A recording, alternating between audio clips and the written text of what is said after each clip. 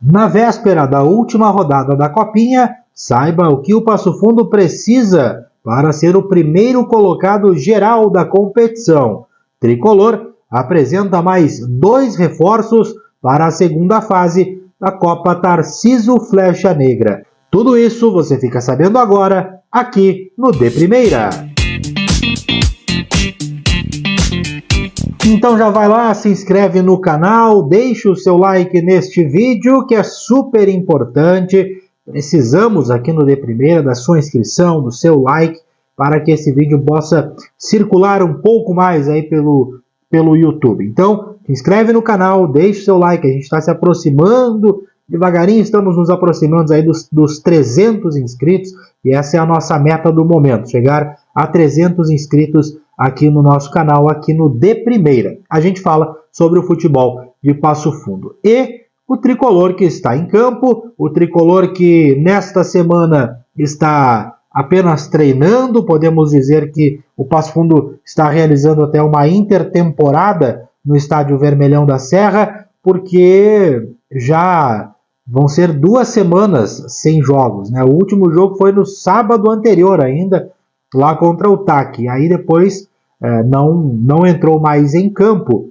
o Esporte Clube Passo Fundo. E agora, no dia de amanhã, na quarta-feira, dia 12, no feriado do Dia das Crianças, a gente vai ter a última rodada desta primeira fase que irá definir a classificação geral e o adversário do Passo Fundo na primeira etapa eliminatória.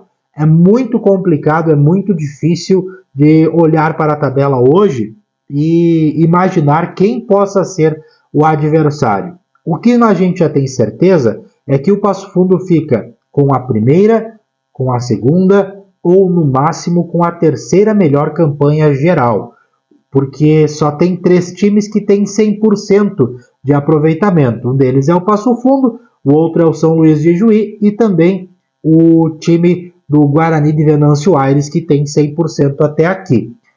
Só que o Passo Fundo não joga mais. O Passo Fundo já completou os seus jogos desta fase.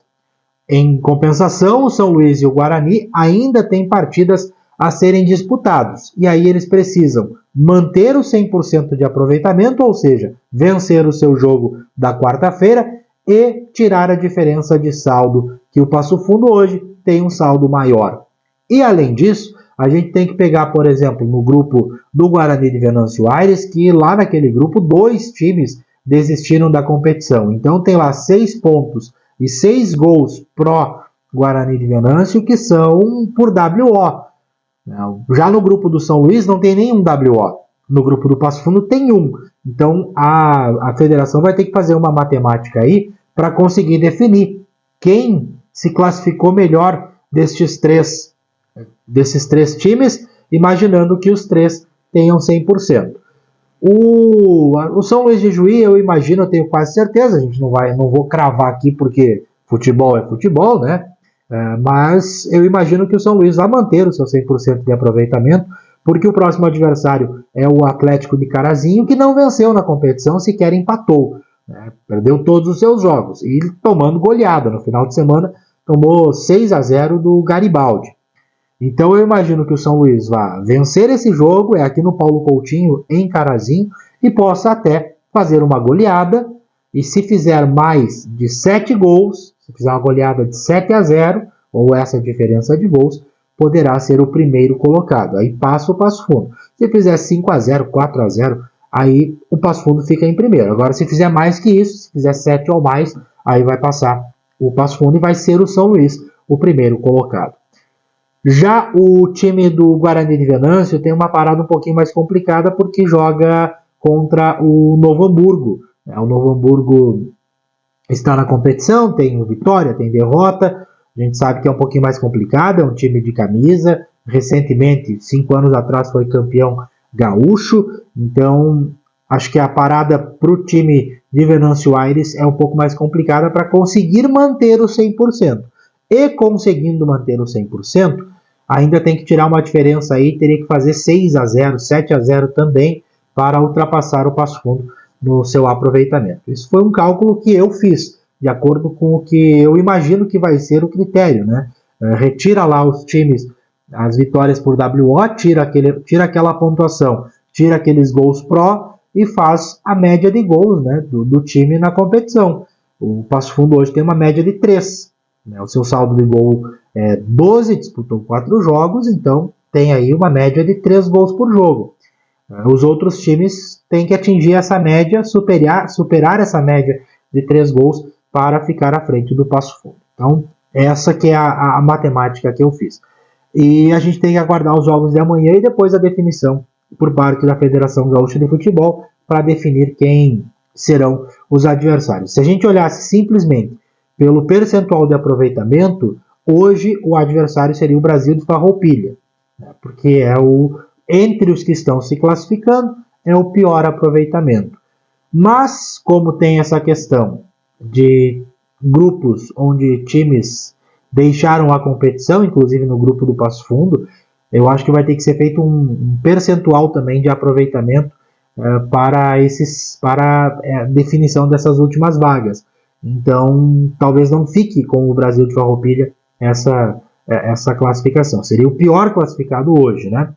Vamos aguardar. A quarta-feira é de muito futebol pelo interior do estado. O feriado vai ser de bola rolando. O Passo Fundo senta no sofá, come uma pipoquinha e aguarda quem será o seu adversário e como ele vai terminar essa primeira fase.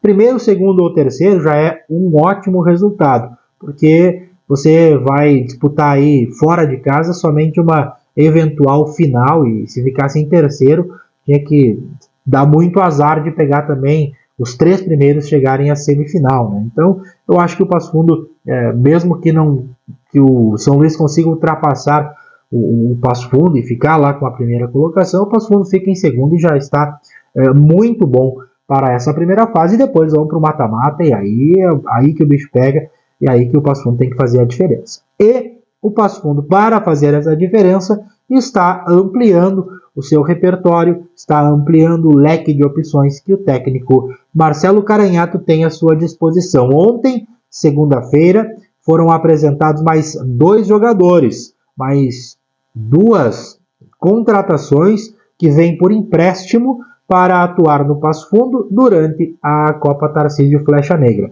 São 2 jogadores que vêm emprestados do São José de Porto Alegre para a disputa da Copinha. O primeiro é o Jesus, ele tem 25 anos, ele é formado nas bases do Grêmio e já vestiu a camisa do Deportivo Aves, lá de Portugal, além do São José, onde ele disputou a Série C. O Jesus é zagueiro, atua como zagueiro, vem mais um reforço para o sistema defensivo. E também, lá para a outra ponta, para o ataque, vem o Tailon. O Tailon tem apenas 20 anos, atua como atacante de beirada. Ele começou na base do São José e também passou pelo Grêmio, jogou pelo Bahia e agora retorna ao São José, vem por empréstimo para o Passo Fundo. Essas 2 novidades que o Passo Fundo tem. Confesso que não me recordo desses 2 jogadores em campo. O Jesus, o zagueiro Jesus, ele até cita, né, na sua chegada que ele já jogou contra o Passo Fundo, então ele deve ter jogado lá na semifinal, nas quartas de final, perdão, da Copinha do ano passado, né, quando o Passo Fundo conseguiu eliminar o São José, e ele destaca a importância da torcida, então fica aí também, né, o convite deste atleta para o torcedor ir para o estádio, quando tiver a definição de quem será o adversário.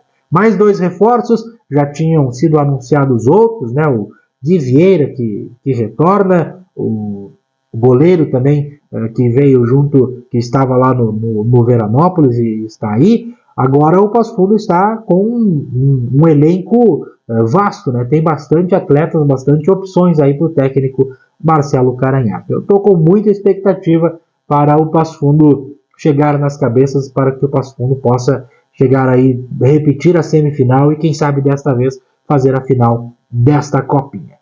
Assim que tiver a definição do adversário, a gente vem aqui contar para você. Então, se inscreve no canal, ativa o sininho, que assim que a gente souber de tudo, a gente conta para ti e você fica sabendo. Mas tem que estar com o sininho ativado aqui do canal e inscrito no De Primeira. O futebol da nossa cidade é a nossa prioridade aqui no De Primeira.